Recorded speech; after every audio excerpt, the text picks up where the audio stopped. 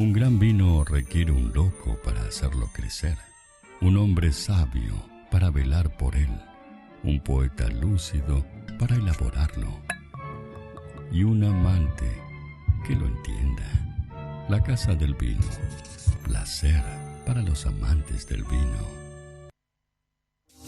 Muy bien, querido Guillermo, bienvenidos, buen jueves. ¿Qué tal? Buenas tardes, ¿cómo están? Un placer. Me alegro de estar acá. Adelantamos el micro hoy jueves porque mañana no estamos. Exactamente.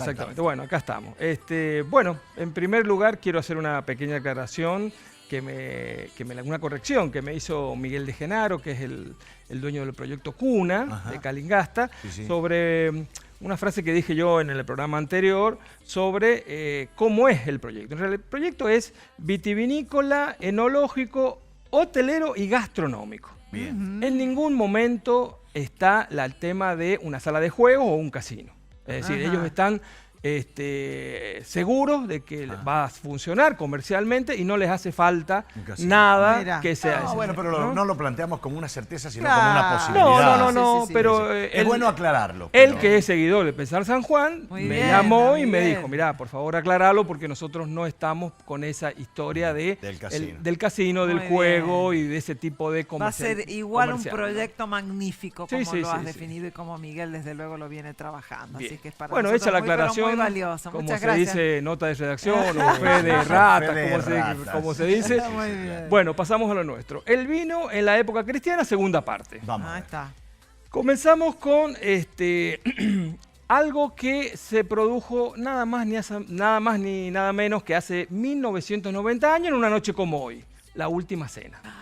Jueves Santo. ¿Cuántos años? 1990 años. Wow. ¿No? Hace 1990 años en Jerusalén, en el Monte Sión, un lugar preparado para la última cena, Jesús con sus apóstoles, hace lo que de ahí el más se instituye la Santa Misa o la Eucaristía para la religión católica cristiana.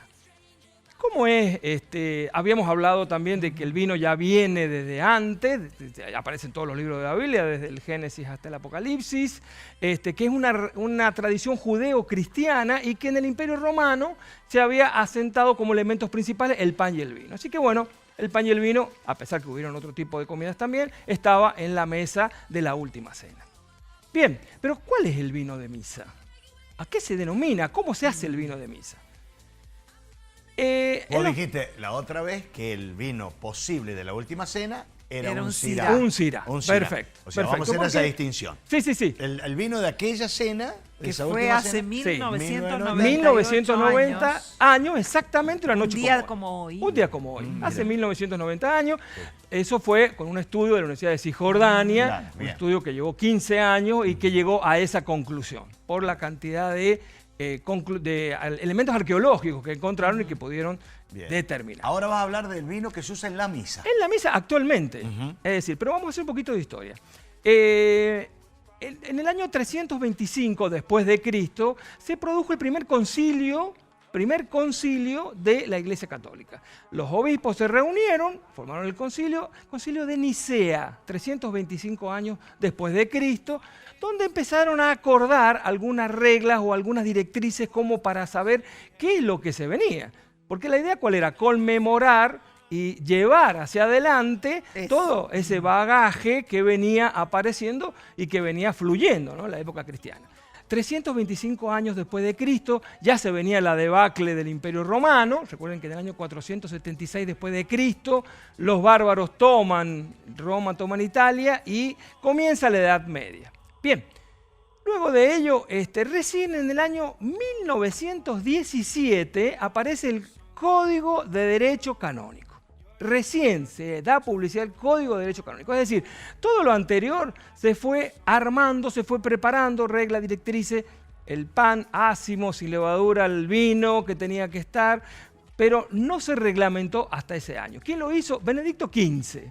¿No? Benedicto XV, anterior al Benedicto XVI, en el año 1917 se reglamentó. Obviamente no es el derecho que se mantiene intacto para nada, es un derecho que establece las pautas, mismo es como la Carta Magna de la Iglesia Católica, donde todos los laicos, los clérigos, los obispos, todos tienen que tratar de fluir y alimentarse para mantener durante tanto tiempo la tradición de la iglesia. Esa es un poco la historia necesaria que tiene que tener, es como la columna vertebral de la iglesia. Y ahí establece, lo voy a leer para no escaparle, en el canon 924, el vino para la consagración debe ser natural, del fruto de la vid y no corrompido.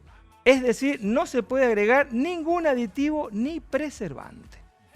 Eso es lo que declara. Entonces, de ahí en más, comienza la forma de establecer qué es el vino. Entonces, dijimos, tiene que ser fermentado de la uva natural, tiene que ser vitivinífera, no puede ser cualquier variedad, es decir, no puede ser una variedad salvaje, ni los otros tipos de variedades que hablábamos anteriormente, sino que debe ser un vino elaborado de la vitis vinífera. En la época hispanoamericana, el moscatel, la uva moscatel, era la uva de preponderancia para la elaboración de este vino, que llega hasta nuestros tiempos. Entonces, el vino preponderantemente es blanco, es semidulce y tiene que tener la aprobación de la autoridad eclesiástica del lugar para poder celebrarse.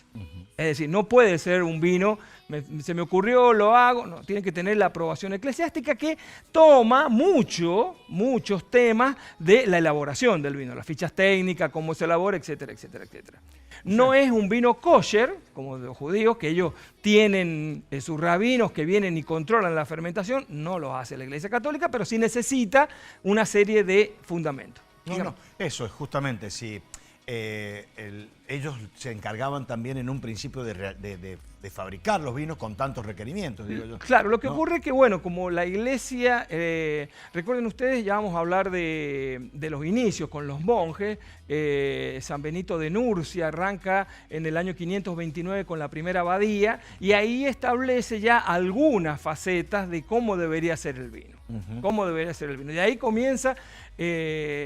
Este Código de Derecho Canónico estuvo 12 años en la iglesia preparándose con una comisión que se reunía mínimo una vez a la semana para charlar todos los temas. Imagina que tienen que homologar y ponerse de acuerdo entre todo lo que la iglesia necesitaba. Claro. Todos los sacramentos, todo lo que la iglesia necesita. Entiendo.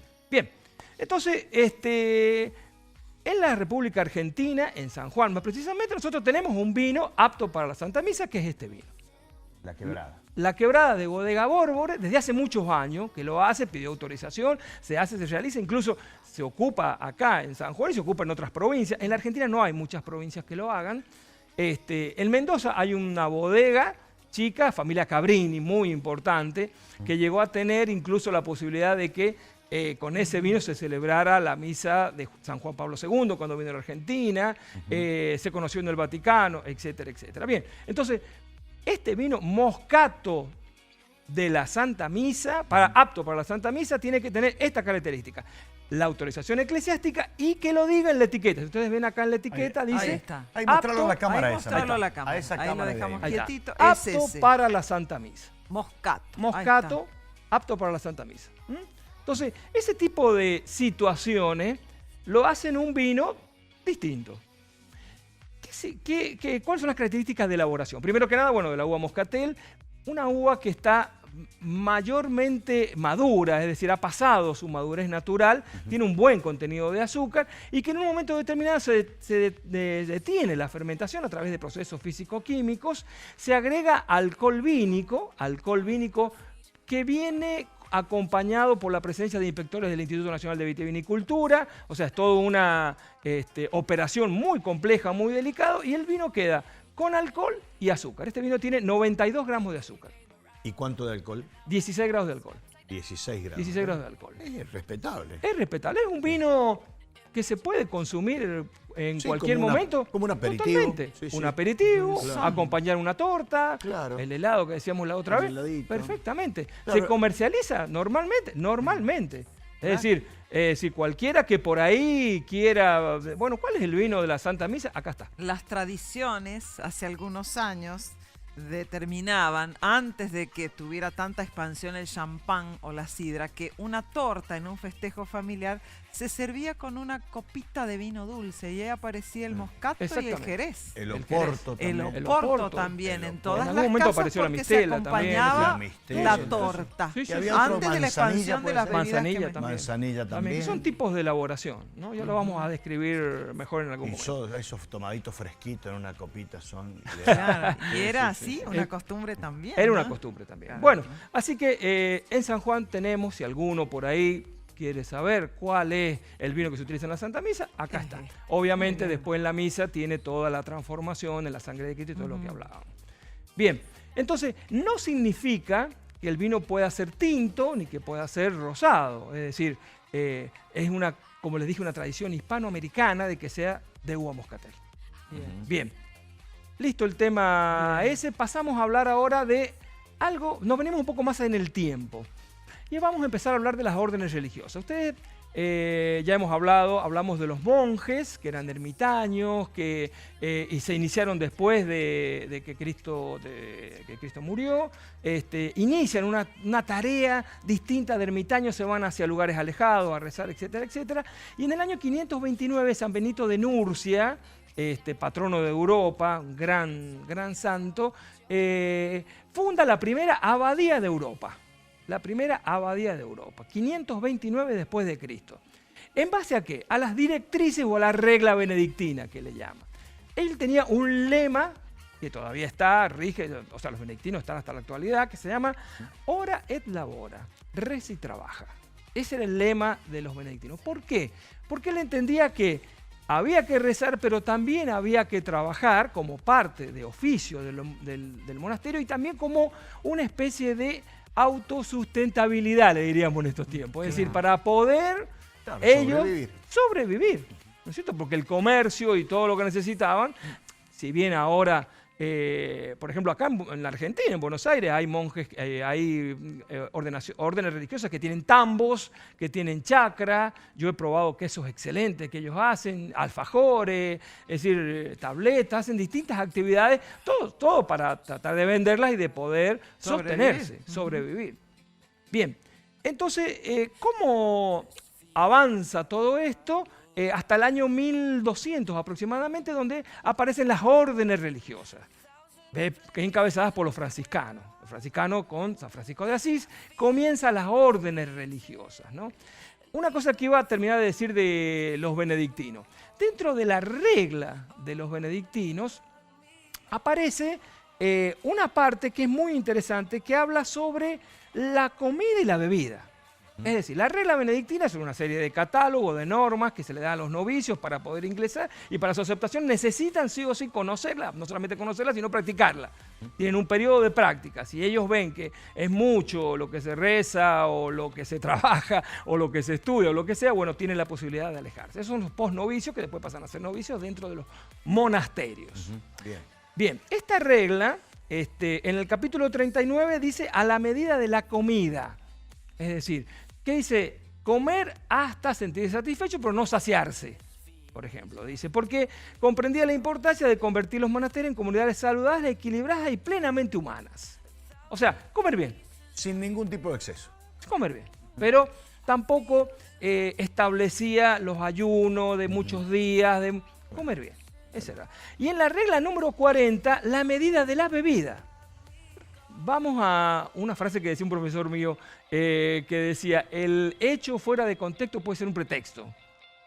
El hecho fuera de contexto puede ser un pretexto. En aquellos tiempos el agua era insalubre, el agua no se podía tomar. Estaba contaminada. Estaba totalmente, y daba muchas infecciones. Entonces San Benito, muy inteligente, también dice que dentro de la regla estaba permitido la medida de la bebida. Es decir, aquel que no quisiera tomar, estaba permitido. Pero aquel que quería tomar, ofrece a los monjes la propuesta concreta de la émina. La émina al día es una medida que equivalía a 270 centímetros cúbicos.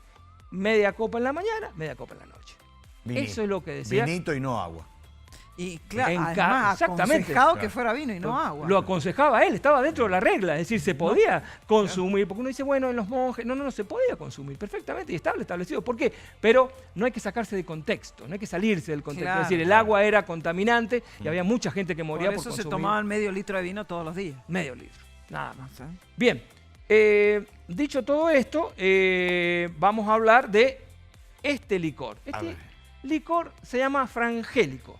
Es un licor que justamente lo hicieron los franciscanos allá en el año 1800, 1600, en el siglo XVIII, 300 años, hace 300 años.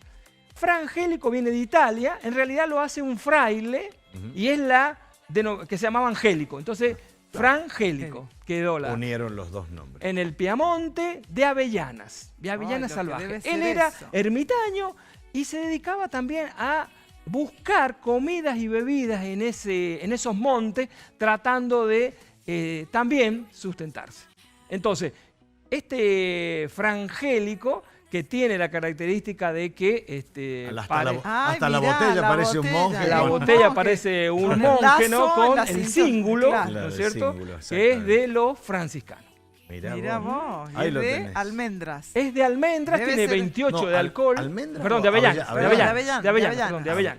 De avellanas que son cocidas, luego son destiladas, puestas en alcohol, luego destiladas y se agrega algún tipo de conservante como para que se mantenga. Tiene 28 grados de alcohol y bueno, Y data Una copita en la noche. una copita en la noche antes de irse a dormir, frangélico para soñar con Qué los angelitos. maravilla. Data, decías. ¿Me decías de cuándo empezó a salir esto? Hace 300 años aproximadamente mirá, se hacía en el Piamonte, en el norte Bueno. de Italia, pero en realidad es de 1980 la primera salida, la primera botella. Muy Mirá. bien. ¿El precio de esa botella en la Casa del Vino? Es un licor importado, 7.700 pesos. Es un bocato di cardinale. Sí, Es obviamente, una cosa bueno, fuera de- es una botella exclusiva, Sí, muy bien, importada, muy bueno, bien. Hermoso, es una hermoso. cosa realmente muy interesante. Da pena tomárselo, pero bueno. Bueno, pero queda la botella. Queda la botella. Si insiste y se pone cargoso, lo A vamos mí a me tener que encanta probar. es Lo usar vamos a después tomar. las botellas con agua en la heladera. Me parece tanta. Sí. Bueno. No, Queda pero muy hermoso. bien. La frase de hoy, para terminar. La frase de hoy, vamos a tomar el Eclesiastés. El Eclesiastés viene del griego, significa predicador. Se habla de que lo hizo y lo escribió el rey Salomón, tanto el libro Eclesiastés como Proverbios. Y dice así, más o menos 900 años antes de Cristo. El vino es como la vida para el hombre. Siempre que se lo beba con moderación. ¿Qué es la vida cuando falta el vino? Porque él fue creado para alegría de los hombres. Eclesiastés capítulo 31, 27, si alguno lo quiere rememorar. Muy bien. Si el rey Salomón lo dice.